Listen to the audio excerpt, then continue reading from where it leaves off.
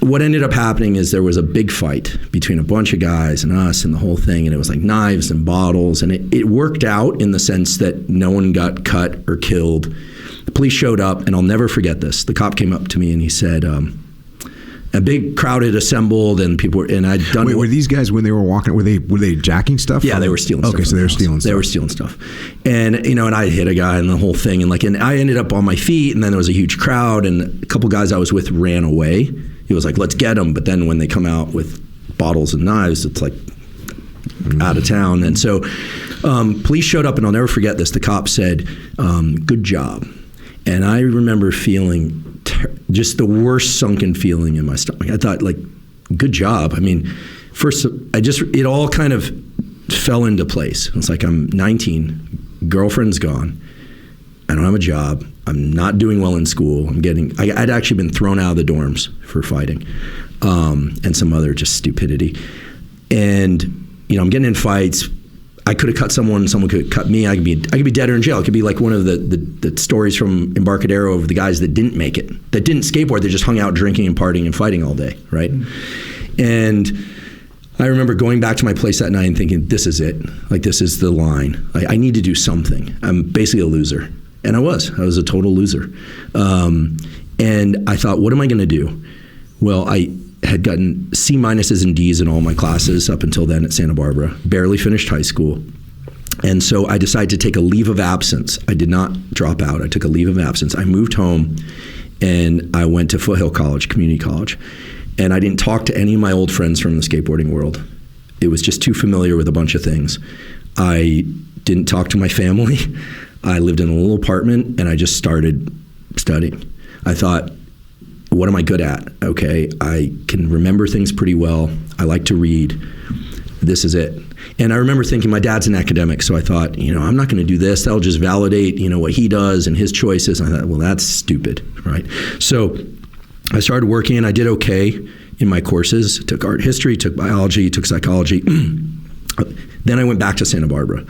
And I had this reputation in Santa Barbara at that time as a guy that was fun to have at parties because something fun was going to happen, something wild was going to happen, or there'd be a big fight. You're the guy getting nosed up to the front to take the damage or do the damage for other people's entertainment.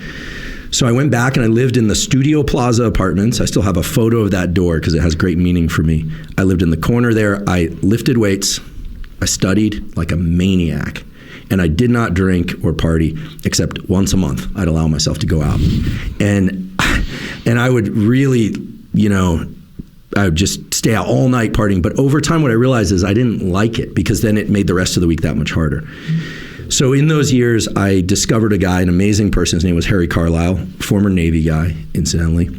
Ran a laboratory and taught classes. And he was teaching about, at the time, there was no neuroscience.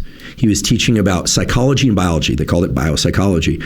And about how depression was based on these things called neurotransmitters, and schizophrenia, which I'd seen some of in this, in my years. Wait, neuroscience didn't exist at this time? There was no field of neuroscience. There was neurochemistry, physiology, but this is the mid-90s now, okay.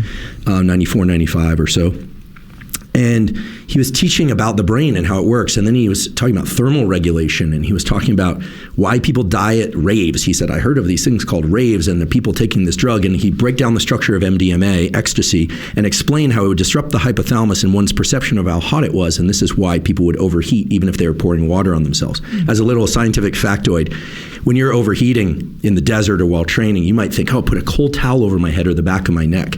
Well, that's like putting a cold towel on a thermostat, because you have a thermostat in your brain. What happens when you put a cold towel on the thermostat? The thermostat turns on the heat. That's how you overheat and die.